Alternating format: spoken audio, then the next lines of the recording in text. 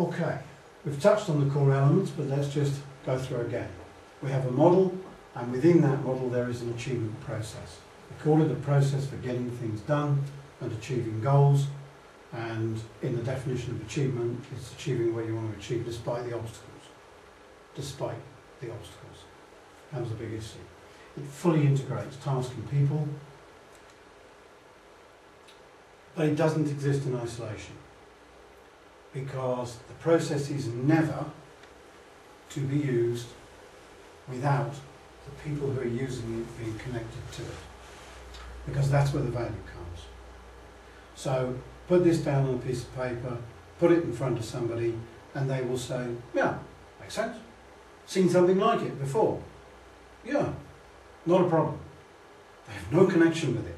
They have no idea how to get the power out of it. The only way they'll get the power out of it is when they can see where they fit in, where they can see where they connect to the process, and as our conversations have been, where they connect, where they may or may not connect, and where they don't connect, even if their lives depend on it.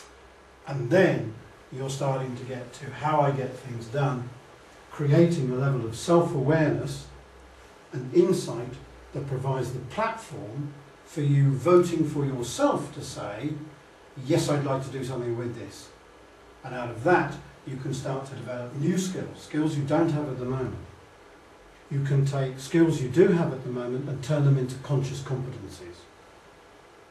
And finally, you end up in a position where people are actually equipped.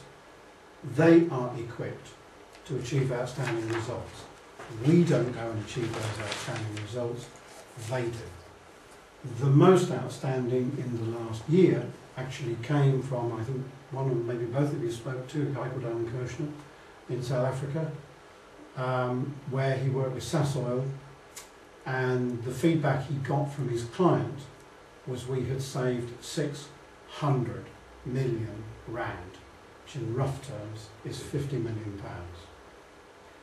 And Alan was very quick to say, thank you very much for that endorsement, but I didn't.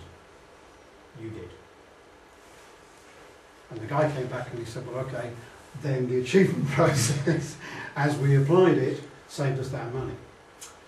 And the saving came in the simplest possible way.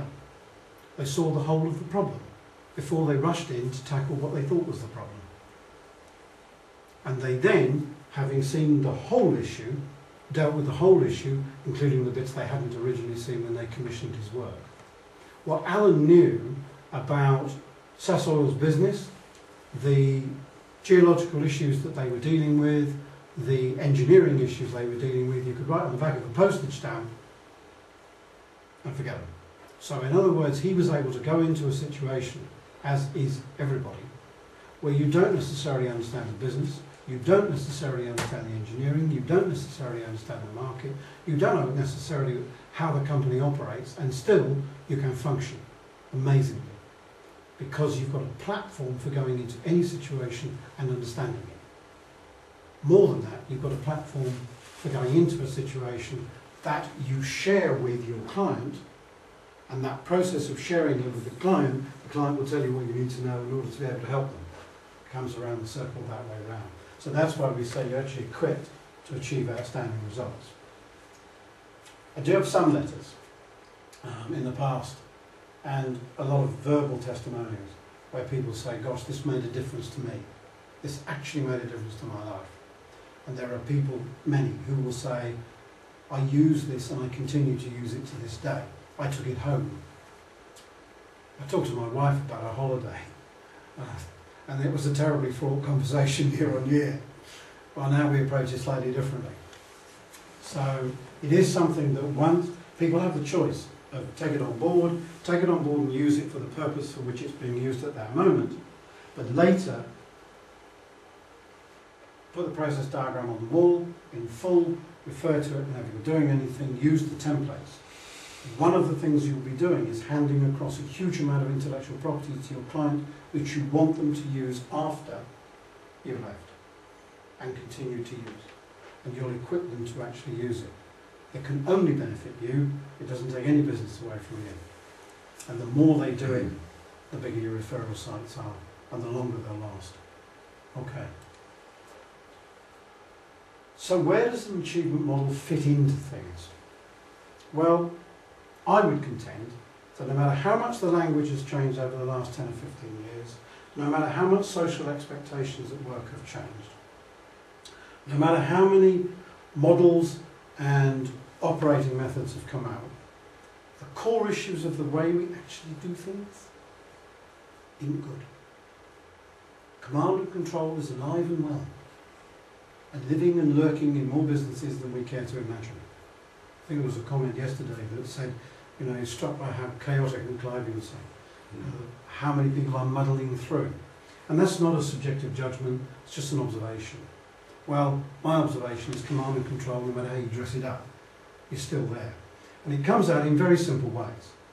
Now, I decide, I can share with you, you are my stakeholder, yeah, but basically, I need your input, I will take your input, I will take the bits that fit my picture, but ultimately we're going to do it, aren't you? And that's what's going on the whole time. Now, if you then back that up with a process, all you would actually do is prop it up. You prop up a system and make it work better than it currently works. And that's actually what happens most of the time.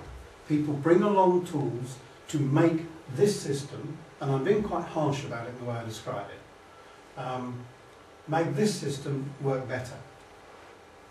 We would contend it's a waste of time. There's another way. You overlay on top and ultimately replace this system with another one. Only not with a system this time, with a process. With a process that's around different thinking, people thinking differently, people adopting a different approach, people acting differently, people developing different skills, or enhancing or making conscious the skills they already have, and ultimately they'll get a different result. Every single time.